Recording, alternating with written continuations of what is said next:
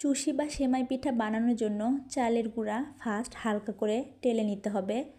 টেলে নিলে ডোটা খুব সুন্দর হয়। ডো সুন্দর হলে পিঠাগুলো সুন্দর হবে। দেন প্যানে পানি দিয়ে কিছুটা লবণ অ্যাড করব। পানি ফুটে আসলে চুলা অফ করে দিব। দেন অল্প অল্প পানি দিয়ে একটা ডো তৈরি করে নিতে হবে। একসাথে বেশি পানি দেওয়া যাবে না। দেন হাত দিয়ে মেখে নিতে হবে খুব ভালো করে, বেশ কিছুক্ষণ টাইম নিয়ে। দেন এমন একটা ডো হবে। এরপর পিঠাগুলো বানিয়ে নিতে হবে। দেখতেই পাচ্ছেন কিভাবে পিঠাগুলো বানানো হচ্ছে। বেশ কিছু পিঠা রেডি করে নিয়েছি। এখন প্যানে চিনি দিয়ে একেবারে লো হিটে কন্টিনিউ নেড়েচেড়ে ক্যারামেল রেডি করে নেব। দুধ অ্যাড করব, গরুর দুধ। ফুটে আসলে কিছুটা লবণ দেব, মিষ্টির ব্যালেন্স যাতে ঠিক থাকে। এরপর অ্যাড করব পিঠাগুলো, আবারও বেশ কিছুক্ষণ ফুটিয়ে নেব। দেন রেডি হয়ে গেল।